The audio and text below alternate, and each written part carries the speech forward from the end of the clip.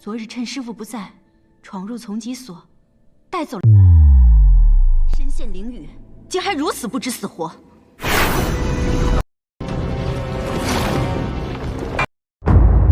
Ning Qing muncul di sana dan mengikati Inhe hingga dirinya gagal bertransformasi. Ratu Peri yang malu lalu pergi meninggalkan Inhe. Tidak lama kemudian dia dan Dewa Chang kembali membawakan racun lain yang tidak mempengaruhi tubuh Inhe sama sekali, dan bahkan berkat mutiara anti racun Chang'e, ia mampu mengeluarkan racun itu dari tubuhnya untuk menakut-nakuti Ratu Peri.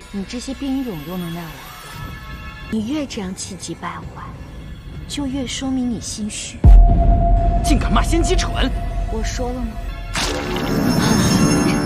Chang'e yang melihat hal ini semakin merasa khawatir akan kekejaman Ratu Peri menghentikan tindakan juniornya itu.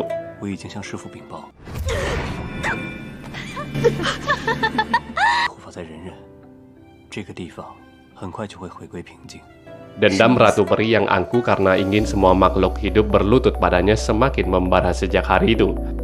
Dewa Chang lalu membawa sebagian besar murid senior Istana Abadi dan menyegel Istana Laut Timur. Chang'e dan Luoso segera muncul di sana untuk menghadapi para murid abadi ini. Tapi Chang menipu Chang'e dengan mengatakan bahwa Ratu Peri telah mengeksekusi ayahnya Raja Laut Timur dan memperlihatkan esensi kekuatan spiritual yang segera berubah menjadi anak panah yang mengarah langsung ke esensi spiritualnya.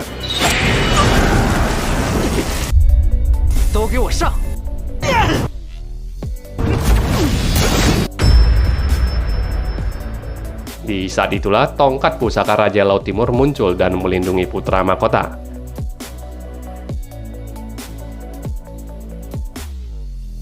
Hanya dalam satu kali ayunan, seluruh pasukan Istana Langit Ratu Peri dan murid-murid Istana Abadi terhempas telat.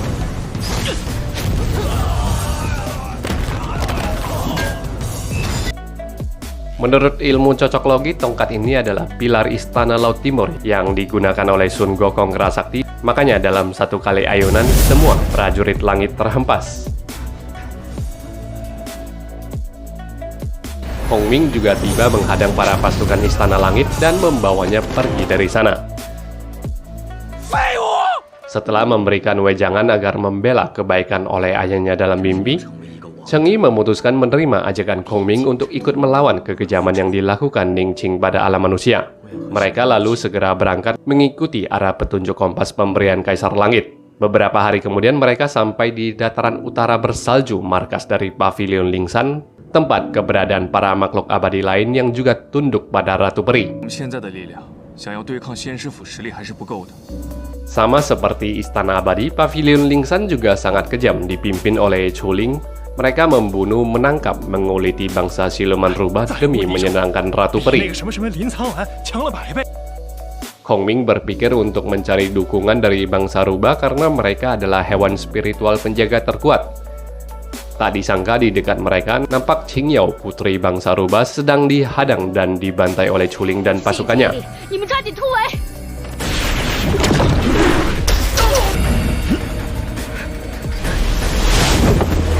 Niat Chuling membunuh Qingyao kandas karena serangan anak panahnya ditangkap Chang'e yang membawanya kabur dari sana, sementara Hong Ming melumpuhkan Chuling hanya dalam satu jurus saja.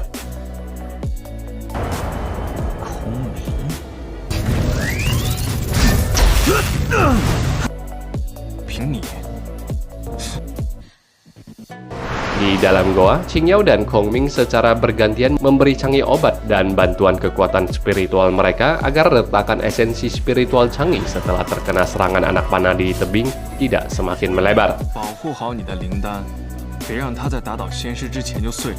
Di sini, Qingyao menceritakan ayahnya Raja Rubah menyerahkan dirinya ketika sarang mereka disergap secara tiba-tiba oleh Chuling.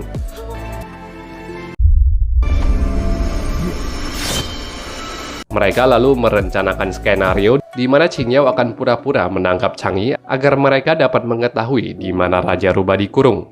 Sementara itu di lembah bunga, Hao Jing mengeluarkan Shi dari balik jubahnya. Ternyata sama seperti Li Su, Hao Jing tidak membunuh Shi hingga tidak tersisa karena ia menyimpan esensi kekuatan Shi. Dan setelah beberapa waktu, kekuatan spiritual Shi telah kembali dan ia memperoleh kembali fisik manusianya. Hao Qing meminta Xi Yi untuk membantunya menyempurnakan sirkulasi kekuatan spiritual dalam tubuhnya agar bisa menekan dan menghancurkan racun es Ningqing. Di sana, Xi Yi menawarkan esensi atau nyawanya pula agar Hao Qing dapat menjadi sekuat Yin He yang telah menyerap esensi Qingsu. 思域唯一所求，就是陪着谷主走完这条路。 Kembali ke daratan utara, Qingyao yang berpura-pura berkeliling tanpa arah memamerkan canggih yang diikat oleh bangsa rubah dihadang oleh Chuling, kemudian dipaksa menyerahkan canggih. Termakan jebakan itu, tiba-tiba Ratu Peri juga hadir di tengah-tengah mereka. Tidak buang waktu, Kong Ming segera muncul dan menghempaskan semua murid Ling Xuan dan pasukan Istana Langit yang ada di sana. Seketika itu, seluruh bangsa rubah yang tertawan pavilion Ling Xuan terlepas dari segelnya setelah Chuling dilukai Kong Ming. Peperangan antara bangsa rubah dan murid pavilion lalu pecah, tapi sekali lagi Kong Ming berhasil menghempaskan seluruh musuh mereka. Dalam keadaan terdesak, Chang Yi yang murka karena ayahnya telah dieksekusi oleh Ratu Peri dengan tita langit yang mengada-ngada, menghunuskan pedang ke arah Ratu Peri.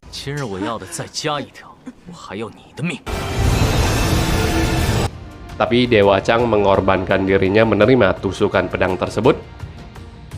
Ningqing yang merasakan fluktuasi energi spiritual di dataran utara merapal segel perlindungan dan teleportasi bagi Ratu Peri dan memindahkannya dari sana. Di dalam ruang sel, Yin He bertemu dengan para siluman muridnya yang dulu ia nasihati karena mereka juga dipindahkan dari lembah bunga ke Istana Abadi. Dari siluman lemah seperti siluman ayam, babi, hingga siluman menengah seperti Kuhua memberikan Yin He semangat dan berjanji akan menjaganya. Tidak lama kemudian, Kaisar Langit yang mendapatkan kabar dari guru besar Hesu mengenai sosok manusia ajaib bernama Yin He datang menemuinya. Kaisar Langit berbincang-bincang sesaat dengan Yin He di sana dan diberitahu bahwa Ningqing telah berlaku sangat kejam pada manusia. Setelah cukup mendengar semua ini, Kaisar Langit memberikan dukungannya pada Yin He untuk melakukan balas dendam, dan Yin He tidak akan dihukum bila melenyapkan Ningqing.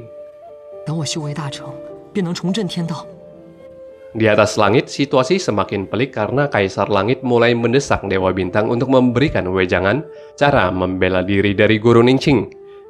Kembali ke daratan utara, Raja Rubah berjanji akan membantu Chang Yi untuk melawan perkumpulan Istana Abadi. Merasa lega setelah itu, Chang Yi roboh setelah esensinya yang retak hampir hancur. Merasa berhutang budi, Qingyao lalu merapalkan teknik terbaik bangsa rubah untuk menyembuhkan Chang Yi yang sekarat. Setelah beberapa waktu, teknik Qingyao memperlihatkan hasilnya. Esensi spiritual Chang Yi pulih tanpa bekas retakan. Seluruh rakyat dan pasukan bangsa rubah kemudian menyiapkan diri untuk menghadapi pertempuran besar-besaran melawan makhluk abadi di bawah Ratu Peri. Raja Rubah lalu memberitahukan pada mereka agar mencari Qingqi, Phoenix terkuat untuk membantu mereka melawan Ningqing. Kong Ming pun mengajukan diri untuk menjemput Qingqi menuju daratan utara. Di Istana Abadi, Ningqing yang merasa sangat murka akibat serangan Chang Yi pada Ratu Peri mengaktifkan racun esnya pada semua murid lembah bunga. Semua murid tersiksa di kala itu dan membuat Hao Qing sangat panik, sedih juga kecewa karena serangan racun itu diaktifkan setiap kali kelompok Chang Yi mengganggu Istana Abadi. Seluruh murid lembah bunga tentu saja termasuk San Ye di sarang Qingqi yang jatuh terkapar membeku ketika racun es diaktifkan. Li Su yang baru saja dibantu untuk memperoleh bentuk fisiknya oleh Qingqi menjadi sangat panik. Semalaman ia menguras semua kekuatan spiritualnya yang bahkan belum pulih normal. Hingga di pagi harinya Li Su sendiri hampir tewas bila tidak dibantu kembali oleh Qingqi yang menyembuhkan dirinya. San Ye yang tersadar dari siksa racun es kembali ke lembah bunga. Di sana dia menerobos masuk ke kamar Hao Qing dan mengacak-acak seluruh perabotan di sana hingga menemukan sebuah obat penawar sementara. Hao Qing dan Xi Yi memorgoki perbuatan San Ye dan berusaha menghalanginya, tapi dengan teknik bubuk ngengatnya, Lolo berhasil memperlambat Hao Qing. Kemudian Li Su juga muncul di sana dan menghadang murid-murid lembah bunga yang mengejar San Ye yang berhasil kabur dengan Li Su.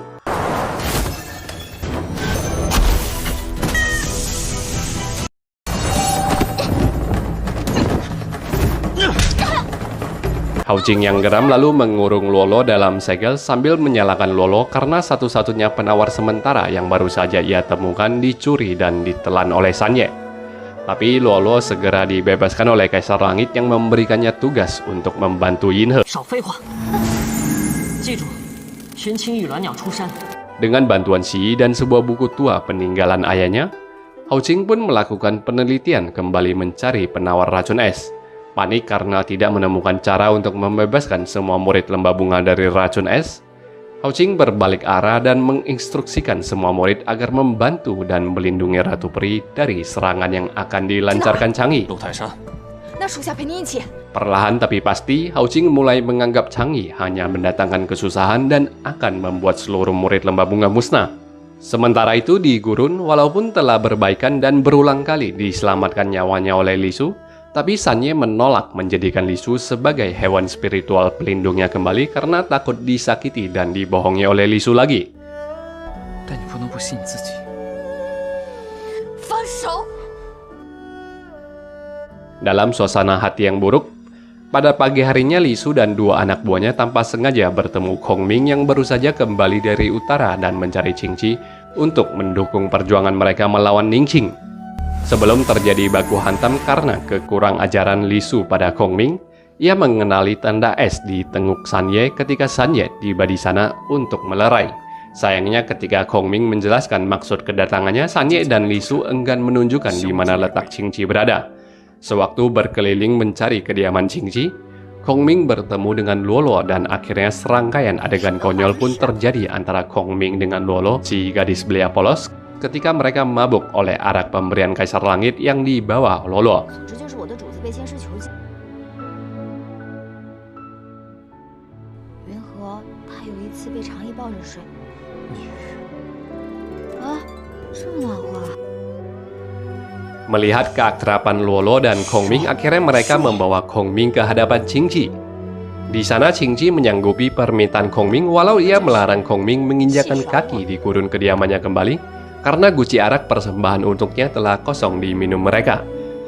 Kemampuan Qingqi dalam hal kecepatan sangat luar biasa karena keesokan harinya dalam sekejap ia telah sampai di daratan rubah Istana Rubah meninggalkan Kong Ming dan kawan-kawan di gurun. Di sana mereka mengatur taktik penyerangan agar dapat mengalahkan Ningqing. Sebelum mereka pergi, Kong Ming menitipkan sebuah boneka pada Chang'e untuk diberikan kepada Cheng'i. Keesokan harinya, Qingqi membuka penyerangan. Ia melenyapkan semua pengawal dan melukai Ratu Peri. 师傅，师傅， Ningqing tiba tepat waktu di sana untuk melindungi Ratu Peri dan mengirimnya kembali ke Istana Abadi dengan segel teleportasi. Menahan keterkejutannya melihat Qingqi, ia bertukar beberapa kata dengan Qingqi seolah mereka sudah saling mengenal sejak lama. Di sini kembali terkuak kenyataan mencengangkan bahwa Ningqing dahulu adalah adik seperguruan Qingqi. Tidak perlu waktu lama bagi kedua saudara seperguruan ini untuk melepaskan amarah mereka dan terlibat dalam pertarungan. 替他好好教训教训你。 Yin He sendiri tidak kalah terkejut ketika menemukan rahasia di balik dendam dan kebencian Ningqing pada lembah bunga adalah kenyataan bahwa Ningqing pernah jatuh cinta pada muridnya di lembah bunga. Tapi sebelum semuanya jelas, Yin He merasakan fluktuasi energi spiritual dan dengan energi rubah ekor 9, dia pun menghancurkan segel yang mengurungnya. Tapi Ratu Peri muncul di sana dengan pandangan penuh amarah karena selalu dipermalukan. Ratu Peri mencambuki Yin He dengan cambuk api andalannya. Yin He yang tidak dapat menahan emosinya lagi setelah melihat kekejaman Ratu Peri, lalu berubah menjadi rubah berekor 9, tapi di saat itu pula, Yin He terjatuh tak berdaya. Di saat bersamaan, Sanye mendatangi rumah penjara Istana Abadi dalam penyamarannya dan meminta penjaga agar melepaskan seluruh tawanan yang dikurung di tempat itu.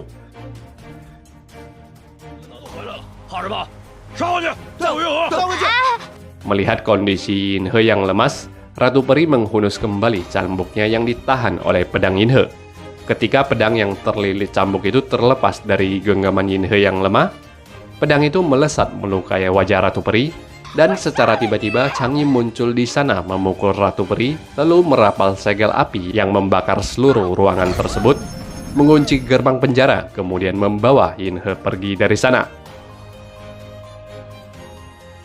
Di luar, mereka dihampiri oleh Cheng Yi dan sekelompok murid Istana Abadi yang berniat menghadang. Teringat pesan Kong Ming, Cheng Yi memberikan boneka yang dititipkan itu pada Cheng Yi, yang akhirnya membiarkan mereka lolos begitu saja dan lebih memilih mencari Ratu Peri yang mereka rasa dalam kondisi berbahaya. Hao Qing dan para murid Lembah Bunga yang tiba di sana bersama Cheng Yi lalu menyelamatkan Ratu Peri dan membawanya keluar, tapi mereka dihadang oleh bangsa rubah.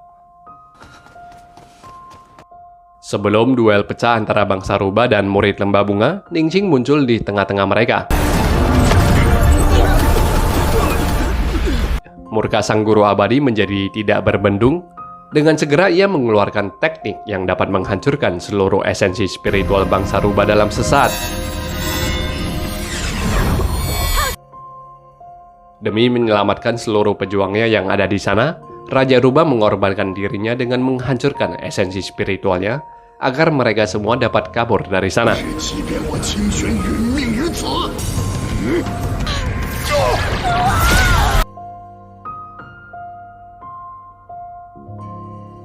Setelah itu, dalam kemarahannya yang meletup-letup, Xingqing meminta seluruh murid Istana Abadi agar memusnahkan seluruh bangsa rubah tanpa tersisa di alam manusia karena telah berani menantangnya.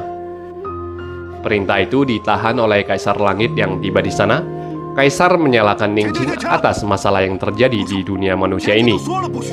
Tapi Ningxing tidak mengindahkan pendapat Kaisar Langit, bahkan ia mengancam akan melukai Kaisar Langit apabila Kaisar remaja itu berani menghalanginya. Lei Zhe dan Fei Lian sudah tidak sabar untuk melayani tantangan terbuka Ningxing untuk berduel. Tapi ternyata Kaisar Langit tidak gentar oleh ancaman Ningxing. Ia maju dan menantang Ningxing untuk membuktikan ucapannya. Seketika itu pula, pusaka yang tertanam di tebing langit turun dan jatuh ke telapak sang kaisar. Terlihat pusaka itu adalah tanda lencana langit, di mana kini Kaisar remaja telah dianggap dewasa oleh mendiang ayahnya dan mendapatkan kuasa atas jutaan tentara langit dan juga para jenderal elit Istana Langit. Melihat hal ini, Ningxing menjadi gentar dan segera memberikan hormatnya. Tidak jauh dari sana, di atas tebing, Cheng Yi menurunkan Yin He yang lemah dan terluka parah. Dengan raut wajah penuh kemarahan, Cheng Yi memberitahu Yin He bahwa kali ini Yin He telah berhutang nyawa kepadanya setelah ia selamatkan dari Istana Abadi. Ia menambahkan kini hidup Yin He adalah miliknya dan tidak akan membiarkan Yin He mati dengan begitu saja setelah menipunya. Yin He menolak perkataan Cheng Yi dengan mengatakan hidupnya adalah miliknya sendiri, bukan milik siapapun. Tanpa mempedulikan ucapan Yin He, Cheng Yi membawa Yin He ke daratan utara. Dan di scene final ini, terlihat Cheng Yi meninggalkan Yin He di dalam sebuah rumah di tengah padang salju yang disegelnya dengan tongkat pusaka kerajaan Laut Timur. Season pertama Blue Whisper berakhir di sini, teman-teman. Terima kasih untuk yang telah mengikuti alurnya. Berikan like bila kalian suka. Bye-bye. 像当年的谎言和欺骗，要一个交代。